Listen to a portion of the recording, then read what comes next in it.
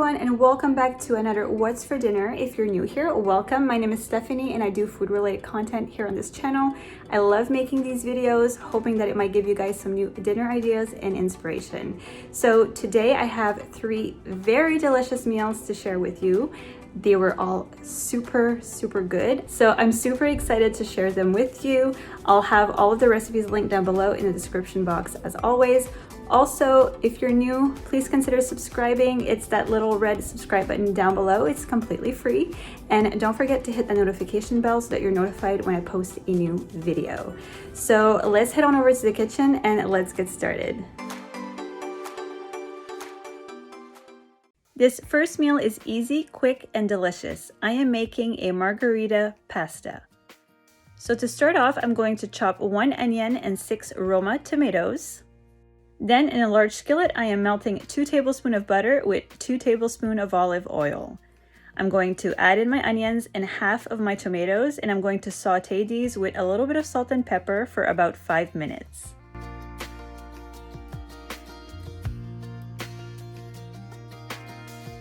Now, in the meantime, I'm going to cook my pasta. I'm adding about 1 pound of spaghetti to a large pot of salted boiling water. You're going to cook this according to your package directions, and once your pasta is cooked, you're going to want to save about a cup of that pasta water for later. I'm now adding 2.5 teaspoons of garlic, and I'm going to cook it for another 30 seconds until it becomes fragrant.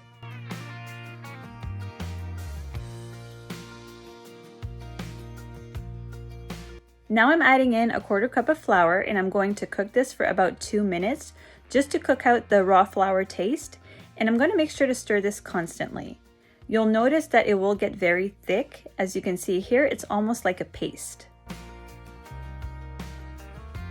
I've now turned the heat to low, and I'm adding in 1.5 cup of low sodium chicken broth and 1.5 cup of milk.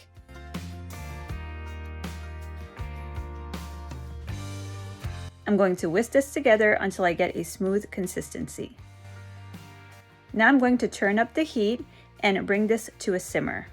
Once I have this to a simmer, I'm going to add in 2 teaspoons of chicken bouillon, 1 teaspoon of parsley, half a teaspoon of basil, half a teaspoon of oregano, and also half a teaspoon of salt.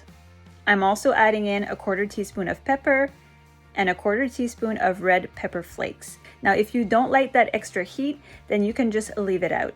Gonna whisk this all together and let it simmer for a few more minutes until the sauce thickens.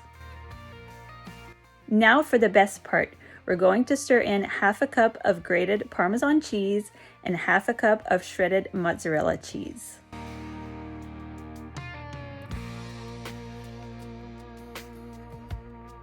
Once the cheese is nicely melted, I'm going to add a 1/4 cup of cream cheese. Now, if you don't like cream cheese, don't worry about it. You can barely taste it in here. This is just going to help make your sauce more creamy. Once that's melted, I'm going to add in some fresh basil and the rest of my chopped tomatoes. And let me tell you, this smelled amazing.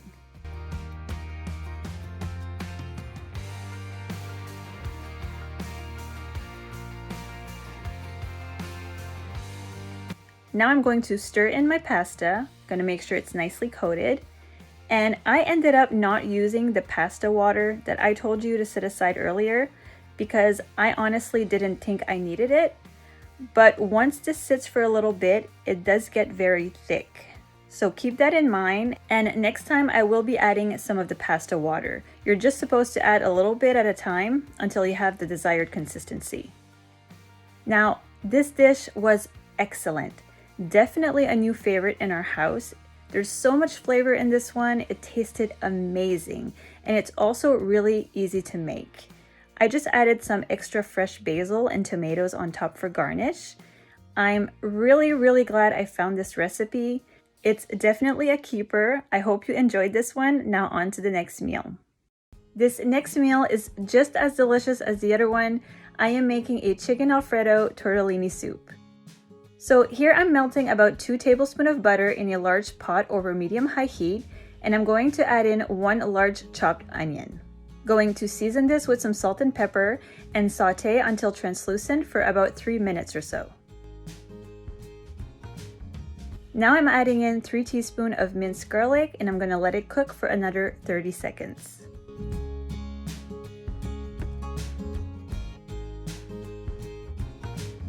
Here I'm adding a 1/4 cup of flour and I'm going to let this cook for about 2 minutes. And then I'm going to add 4 cups of chicken broth and 1 cup of half and half, which if you live in Canada like me, it's also called cereal cream here. You're looking for the 10%.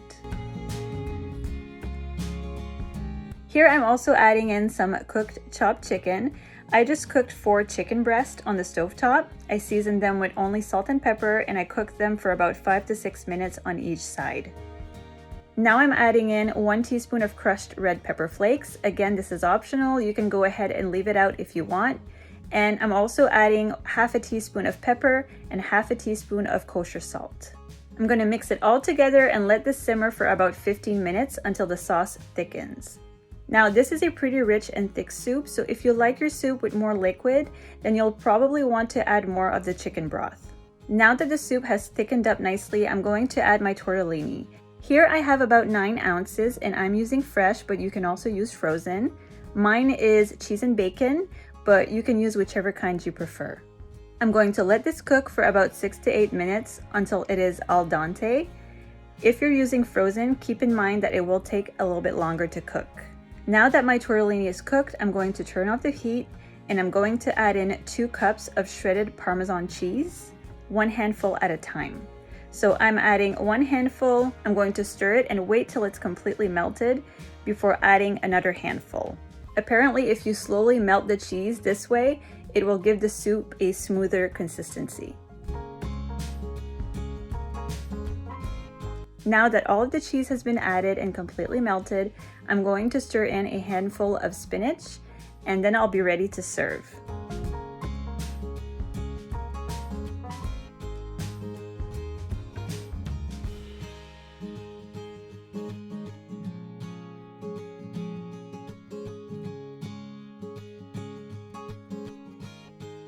This was another winner.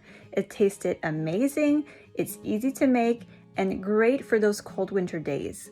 I just served this with some biscuits and it was perfect. It was definitely a huge success in our house and I can't wait to make it again. Next up, I'll be making this chicken enchilada spaghetti squash boat. I'm going to start off with the butternut squash. I've already cut this in half. So now with a spoon, I'm just going to scoop out all of the seeds.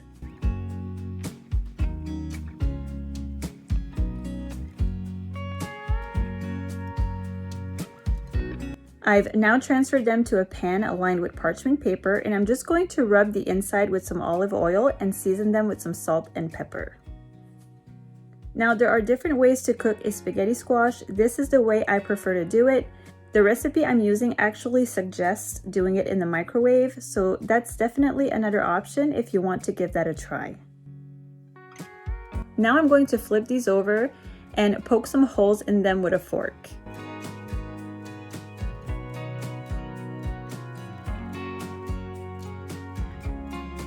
I'm going to bake these in the oven at 400 degrees for 40 to 50 minutes until the inside is fork tender. In the meantime, I'm going to get started on my filling. I'm adding 1 chopped onion to a pan that I've already heated with some oil, and I'm going to saute these with some salt and pepper for about 4 to 5 minutes until they become translucent. Now I'm adding in 1 teaspoon of garlic. I'm going to let it cook for another 30 seconds.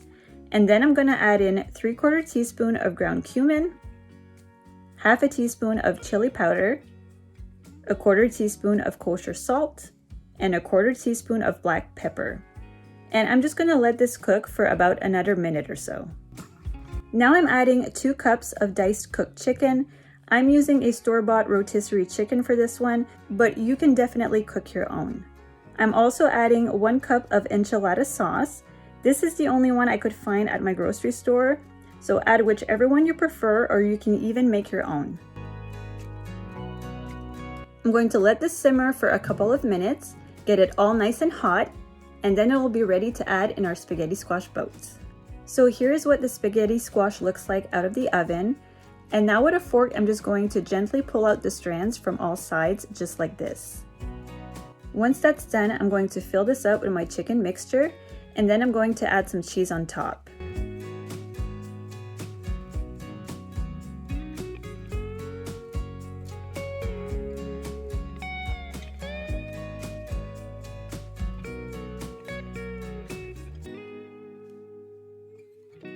Going to put this back in the oven at 400 for another 5 to 10 minutes until the cheese is completely melted. Here it is right out of the oven, and boy does it ever look good.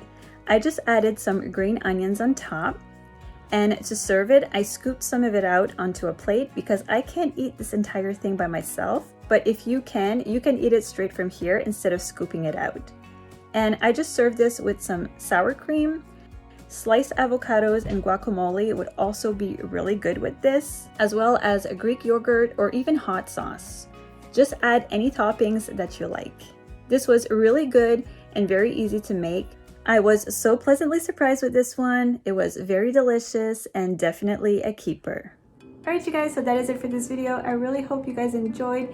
Thank you all so much for watching. I appreciate each and every one of you. And as always, I will see you again in my next one. Bye guys.